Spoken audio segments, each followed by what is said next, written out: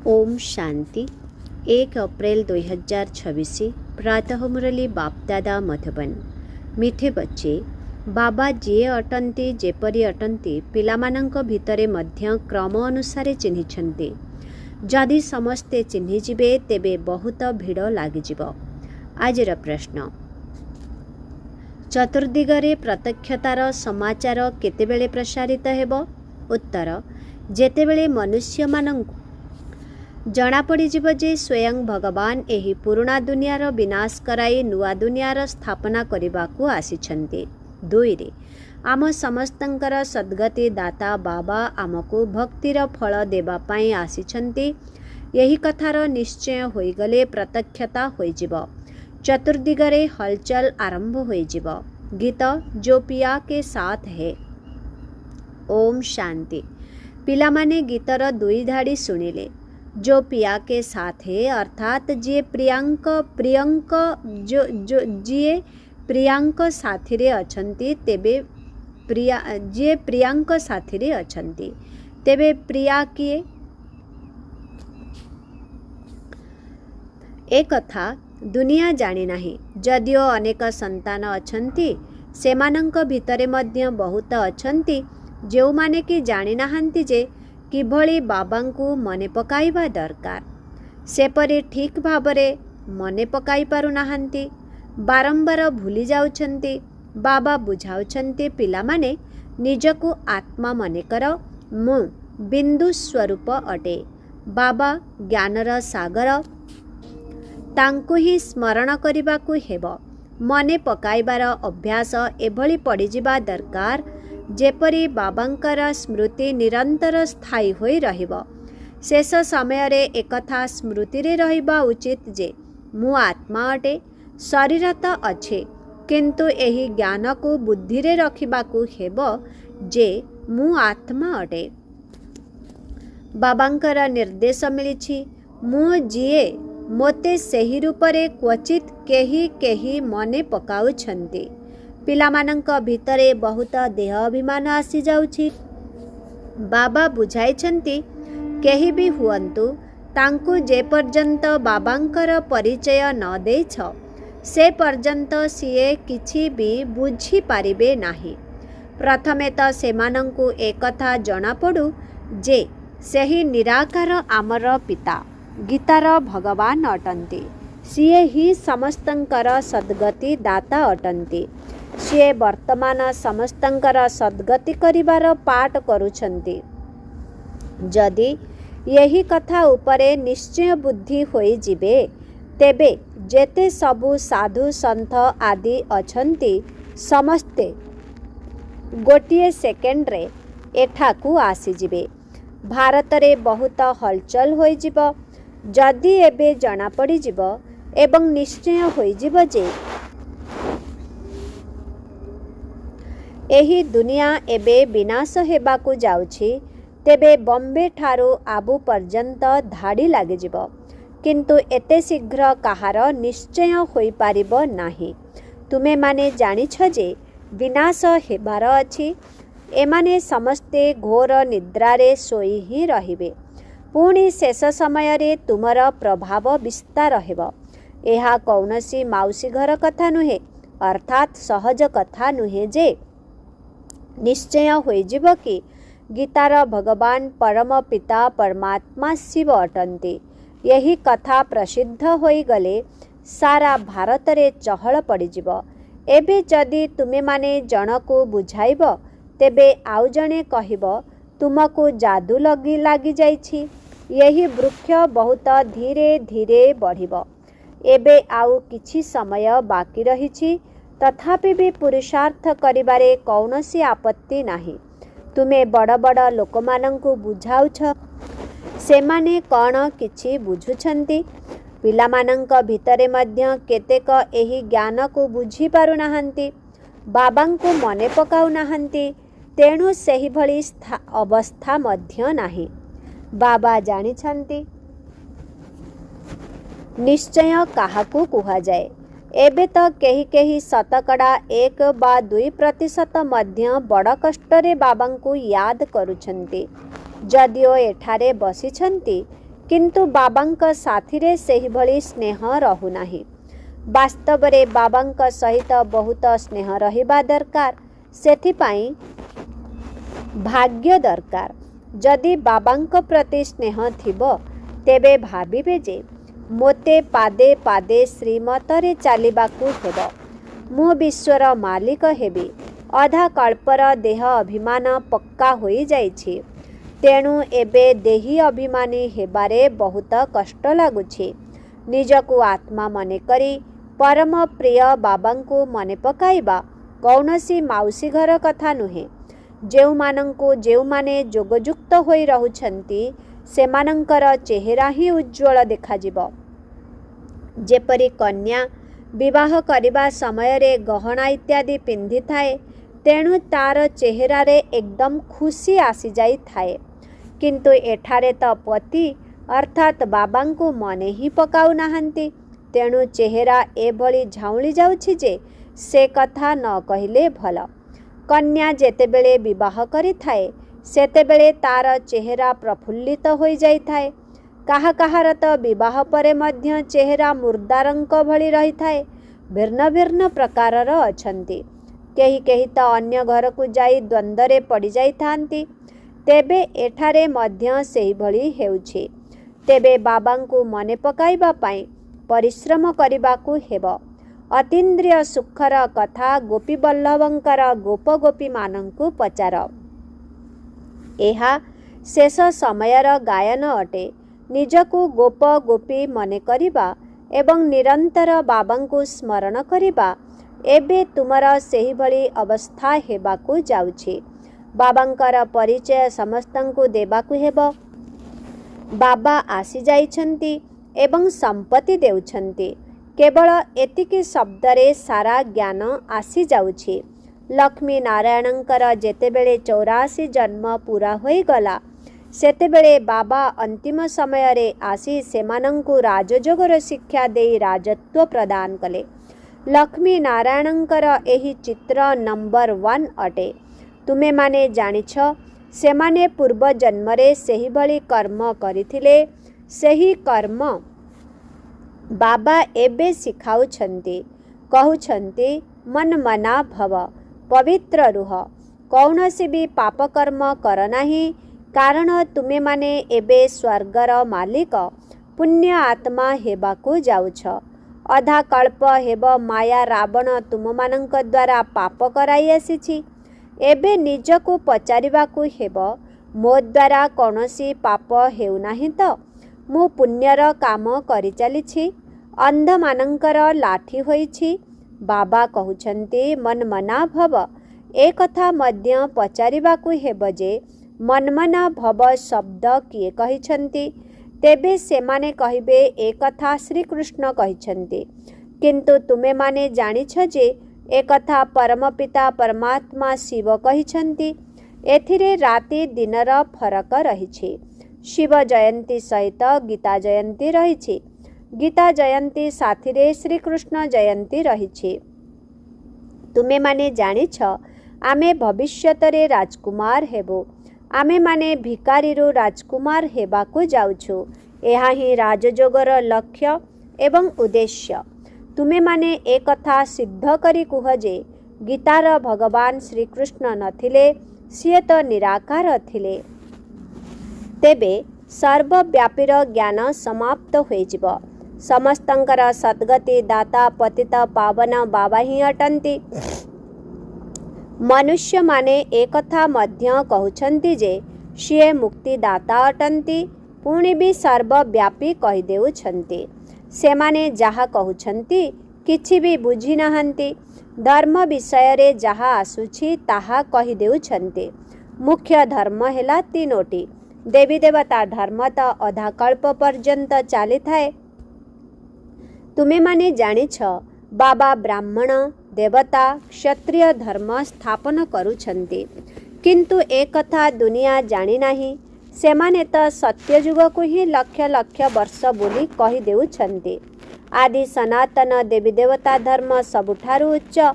किंतु सेमाने निजर धर्म को भूली धर्म श्रेष्ठ होई जाई किंतु सेमाने निजर धर्म को भूली धर्मभ्रष्ट हो जाइछन्ति।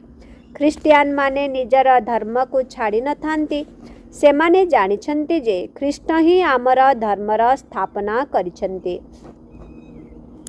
इस्लामी बौद्धी एवं ख्रीस्टियान सबु हेला मुख्य धर्म, बाकी छोट छोट धर्म तो बहुत अछन्ति।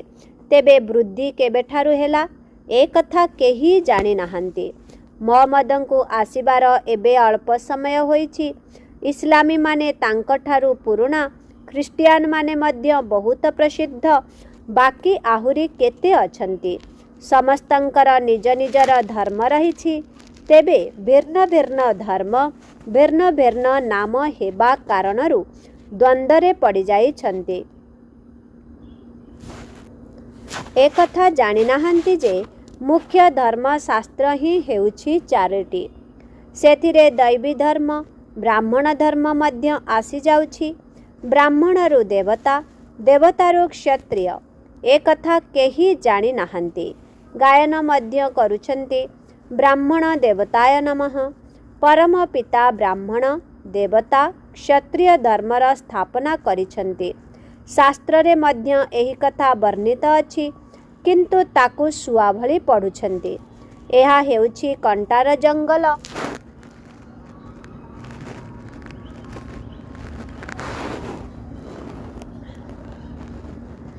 भारत फूलर बगीचा थिला, ए कथा मध्य मानुछन्ति, किंतु ताहा केबे थिला, किपरि एवं किए करिथिले, परमात्मा कण ए कथा। अच्छा, बाबा कहउछन्ति भारत फूलर बगीचा थिला, ए कथा मध्य मानुछन्ति, किंतु ताहा केबे थिला, किपरि एवं किए करिथिले, परमात्मा कण ए कथा केही जानि नाहंती। तेणु तांकु अनाथ कुहाजिब ना। सेथिपाई एते सबु लड़ाई झगड़ा आदि लागुछि। मनुष्य माने केवल भक्ति करी खुशी होई जाउछन्ति। एबे बाबा आसिछन्ति दिन करिबा पाई। गोटिए मुहूर्तरे तुममानंकु जीवन मुक्त करि देउछन्ति। गायन मध्य अछि ज्ञान अंजन सतगुरु देले, अज्ञान अंधकार विनाश। एबे तुमे माने जानिछ आमे आलोकरे अछु। बाबा आसी आम मानंकु तृतीय नेत्र देइछन्ति। जदिओ देवता मानंकर तृतीय नेत्र अछि बोली देखाइछन्ति, किंतु अर्थ किछि भी जानि नाहंती। वास्तव रे तृतीय नेत्र तुमर अछि, किंतु सेमाने देवता मानंकु देई देइछन्ति। गीतारे ब्राह्मण मानंक विषय रे कौनसी कथा वर्णित होई नाही। सेथिरे तो कौरव पांडवंकर लड़ाई, घोड़ा आदि इत्यादिर, घोड़ा गाड़ी इत्यादिर कथा सबु लेखि देइछन्ति, कारण मनुष्य माने किछि भी जानि नाहंती। जदि तुमे माने बुझाइब तेबे कहिबे तुमे शास्त्र पुराण को मानु नाह।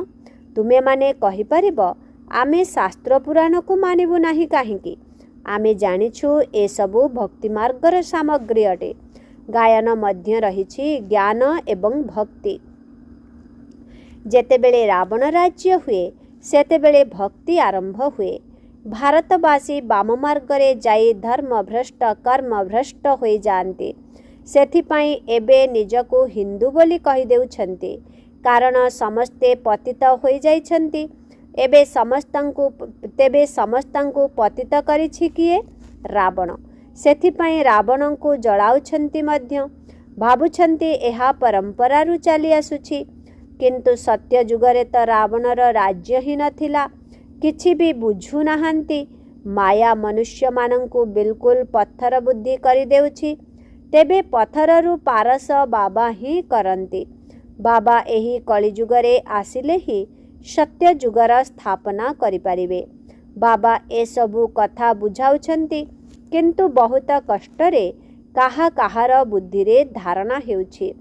तुम कुमारी मानंकर एबे बाबांक सहित निर्बंध हेउछि।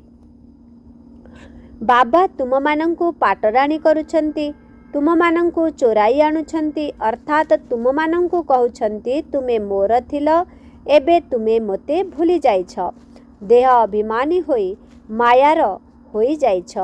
बाकी चोराई आनिबा बा हरण करिबार तो कौनसी कथा नहीं। बाबा केवल गोटिए कथा कहउछंती, मोते मने पकाओ। जोग करिबारे ही मेहनत रहिछि। एमिति बहुत संतान अछंती जेउमाने कि देह अभिमान रे आसी विकर्म करुछंती। बाबा जानिछंती एही आत्मा मोते बिल्कुल मने पकाऊ ही नहीं। देह अभिमान रे आसी बहुत पाप करुछंती, तेणु पापर घड़ा 100 गुणा भरी जाउछि। अन्य मानंकु रास्ता देखाइबा परिवर्ते निजे ही रास्ता भूली जाउछंती, आहुरी अधिक दुर्गति को प्राप्त करुछंती। एहा तो बहुत उच्च लक्ष्य अटे। कथारे अछि, चढ़े चढ़े तो चाखे वैकुंठ रस, गिरे तो चकनाचूर। वर्तमान राजत्वर स्थापना हेउछि। देख एथिरे केते फरक आसी जाउछि। केही केही तो पाठ पढ़ी आकाश को अर्थात बहुत उच्च को चढ़ी जाउछंती, आउ केही तळे पड़ी जाउछंती। जदि काहार बुद्धि दुर्बल थाए तेबे से पाठ भल भाबरे पढ़ी पारे नाही।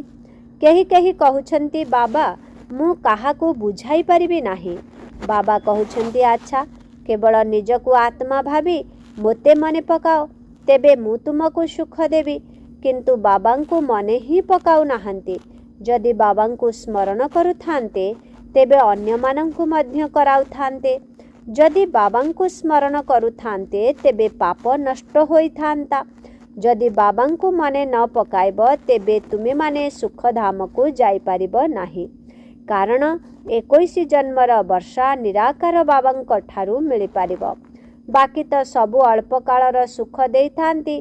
काहाकू जदि रिद्धि सिद्धि अर्थात मंत्रतंत्र द्वारा संतान मिलीगला बा आशीर्वाद द्वारा लॉटरी मिलीगला तेबे विश्वास दृढ़ हो जाई थाए।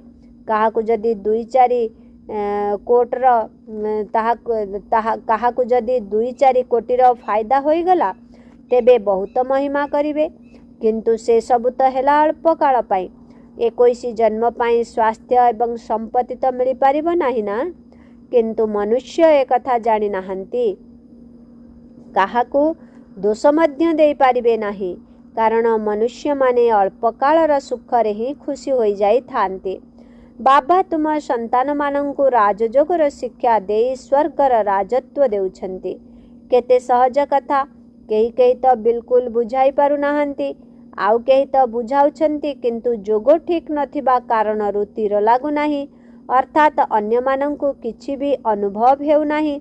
देह अभिमान रे आसीबा कारणरु किछि ना किछि पाप होई चलिछि। तेबे मुख्य कथा हेला जोगबल। तुमे जोगबल द्वारा विश्वर मालिक हेउछ। प्राचीन जोग भगवान ही शिखाइथिले, श्रीकृष्ण नुहंती। जोगर यात्रा बहुत भल। जदि तुमे माने गोटिए ड्रामा देखिकरी आसीब तेबे से सबु सम्मुख को आसीजिब, किंतु काहाकू बुझाइबा पाई समय लागिब। एहा मध्य सेही परी बीज अर्थात बाबा एवं वृक्ष अर्थात सृष्टि। यही सृष्टि चक्र बहुत स्पष्ट। शांति धाम, सुख धाम, दुख धाम। तेबे एहा गोटिए सेकेंडर कथा हैला ना। किंतु से कथा मने रहिले तो मुख्य कथा हैला बाबांकर परिचय। बाबा कहउछंती, मोते मने पकाइले तुमे सबु किछि जानि जिब। अच्छा शिव बाबा तुम संतान मानंकु मने पकाउछंती। ब्रह्मा बाबा मने पकाउ नाहंती। कारण शिव बाबा जानिछंती मोर सुपुत्र किए। योग्य सेवाधारी सुपुत्र मानंकु तो बाबा मने पकाउछंती। इए काहेकि काहाकू मने पकाइबे? तांको आत्मा को तो निर्देश मिलेछि जे केवल मोते मने पकाओ। अच्छा मिठे मिठे शिखिला दे संतान मानंक प्रति मात पिता बाप दादांकर मधुर स्नेह संपन्न शुभेच्छा एवं सुप्रभात। आत्मिक पितांकर आत्मिक संतान मानंको नमस्ते। आत्मिक संतान मानंकर आत्मिक पितांको ओम शांति गुड मॉर्निंग। नमस्ते नमस्ते नमस्ते नमस्ते नमस्ते। शुक्रिया बाबा शुक्रिया। ओम शांति। धारणा के लिए मुख्य सार 1 नंबर। भाग्यवान हेबा पाई एकमात्र बाबांक सहित सच्चा सच्चा स्नेह रखिबा को हेबो।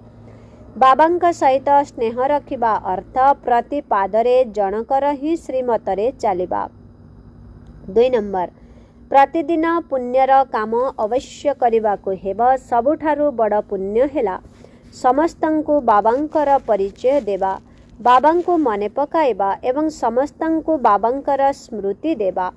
ଆଜିର ବରଦାନ, ନିଜର ଦୃଷ୍ଟି ଏବଂ ବୃତ୍ତିର ପରିବର୍ତ୍ତନ ଦ୍ୱାରା ସୃଷ୍ଟିକୁ ପରିବର୍ତ୍ତନ କରୁଥିବା ସାକ୍ଷାତକାର ମୂରତ ଭବ। ନିଜର ବୃତ୍ତି ଅର୍ଥାତ୍ ମନୋବୃତ୍ତିର ପରିବର୍ତ୍ତନ ଦ୍ୱାରା ଦୃଷ୍ଟିକୁ ଦିବ୍ୟ କରିଦିଅ, ଯାହାଦ୍ୱାରା ଅନେକ ଆତ୍ମା ନିଜର ଯଥାର୍ଥ ରୂପ, ଯଥାର୍ଥ ଘର ତଥା ଯଥାର୍ଥ ରାଜଧାନୀକୁ ଦେଖିପାରିବେ। ଏହିଭଳି ଯଥାର୍ଥ ସାକ୍ଷାତକାର କରାଇବାକୁ ହେଲେ ତୁମର ବୃତ୍ତିରେ ଟିକିଏ ବି ଦେହ ଅଭିମାନର ଚଞ୍ଚଳତା ରହିବା ଉଚିତ ନୁହେଁ।